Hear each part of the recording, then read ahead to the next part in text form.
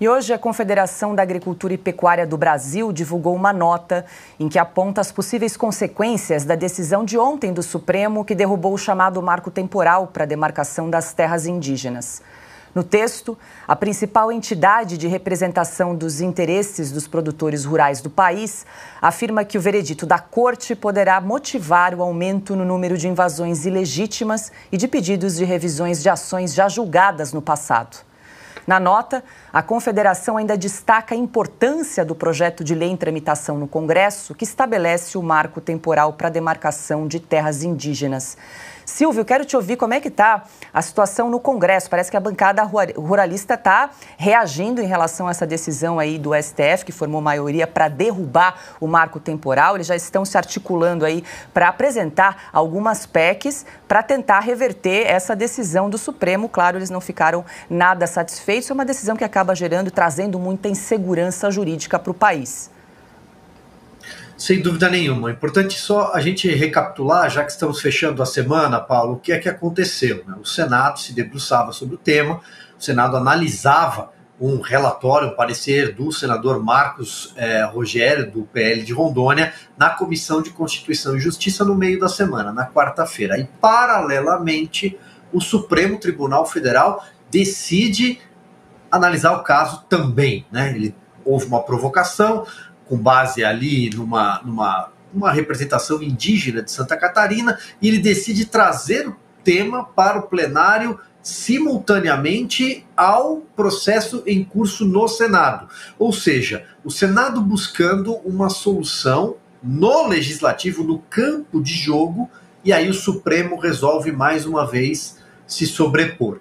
Resolve mais uma vez cruzar ali até a metade da Praça dos Três Poderes e dizer: nós é que vamos decidir aqui o que é que vai funcionar, se vai ou, no caso, não será aplicado o marco temporal que remete à Constituição de 1988. E aí forma maioria naquilo que tem sido alardeado como uma vitória dos indígenas, um retrocesso. Não sabemos de verdade a que século o país vai voltar do ponto de vista de demarcação de terras, e aí evidentemente que isso gera uma insegurança jurídica muito grande e um impasse principalmente para os detentores de terras no campo, para os produtores rurais. Por isso, essa iniciativa da Frente da Agropecuária, que é hoje a maior frente parlamentar dentro do Congresso Nacional, para apresentar o quê? Propostas de emenda à Constituição. De novo, estamos falando em remendar a Constituição, porque alguém está fazendo um mau serviço do lado do judiciário, né? Fazendo o que não é o seu papel. Bom, é possível que esse relatório do senador Marcos Rogério ainda avance no Senado. Ele já passou, é um texto já vencido na Câmara. Então ele já estava na sua reta final.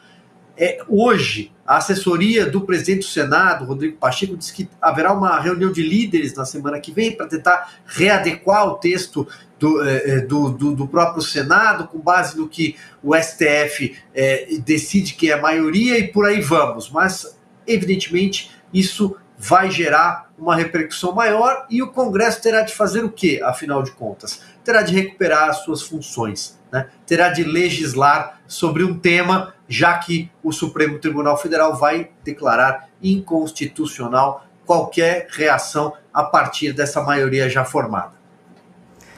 Bom, e nesta sexta-feira, em resposta à decisão do STF, a bancada do Agro protocolou uma proposta de emenda à Constituição para definir a tese do marco temporal. Segundo o presidente da Frente Parlamentar da Agropecuária, deputado Pedro Lupion, a intenção é pressionar o Congresso com um conjunto de propostas favoráveis à matéria. Lupion convocou os parlamentares que integram a bancada do Agro a aprovarem a tese do marco temporal no Senado. Alexandre, quero te ouvir sobre essa articulação aí no Congresso. Lembrando que agora o STF já formou maioria, né, para derrubar a tese do marco temporal, em mais um exemplo aí de invasão de competência em relação ao Poder Legislativo. Pois é, uma necessidade de desenhar o que já está escrito na língua prevista no artigo 13 da Constituição, que é a língua portuguesa. Essa é a língua oficial do Brasil. E lá está escrito no presente do indicativo: são indígenas as terras que tradicionalmente ocupam. Eles poderiam ter escrito que ocuparam, ou que vierem a ocupar.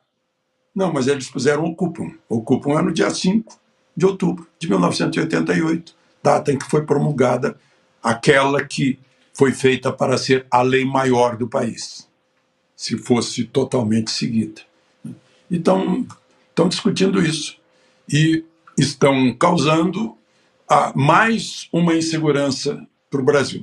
O brasileiro já tem insegurança pessoal, né, por falta de segurança pública, pessoal e patrimonial, tem uma insegurança jurídica generalizada, uma insegurança política pela instabilidade, né, e agora vamos ter insegurança fundiária. Né. Escreveram lá no Forte dos Reis Magos, no Rio Grande do Norte, isso é nosso. Né. Já quando os portugueses chegaram, enfim, construíram um forte, era dos potiguares. Né. Então, os potiguares vão retomar. A gente volta para a Europa, para a África, para a Ásia, para o Oriente Médio. O pior é que já aconteceu um efeito demonstrativo, nocivo, negativo para o país naquela questão da Raposa Serra do Sol, em que derrubaram 5% da produção brasileira de arroz, porque se plantava arroz lá em simbiose com os indígenas. Arrancaram os arrozeiros de lá e os indígenas ficaram na mão. E tinham uma fonte de renda garantida e de bem-estar. E ainda construíram uma reserva na fronteira. Mas não adiantou nada. Então, está aí de novo a proposta de um caso lá de Santa Catarina, vai valer para o país inteiro, e ninguém mais vai ter segurança. A terra aqui. O sujeito vai demonstrar que no dia 5 de outubro de 88 ele estava naquela terra, está aqui o documento, mas pode não adiantar nada agora com a decisão do Supremo, porque aí vem lá um outro brasileiro de etnia indígena, original, e vai dizer, não, eu passava por aqui, eu sou nômade, eu passava por aqui. Meu Deus do céu, e isso é o que sustenta o país hoje, que garante que o país possa importar, porque cria um superávit no balanço de pagamentos. Né? O trabalho dessa gente que alimenta 1 bilhão e 600 milhões de terráqueos. Pois é, e não ligaram isso, parece que estão na Torre de Marfim e o país é outra coisa. Né? E a Constituição, idem. Está escrito lá num português genérico, talvez. O Dr. Ulisses, vou citar de novo, dizia que é a Constituição cidadã, porque todo mundo podia entender. Mas o que adianta a gente entender? O que adianta eu entender lá no julgamento da Dilma que está escrito que não pode ocupar cargo público por 8 anos? Não adiantou nada. Pobre Constituição.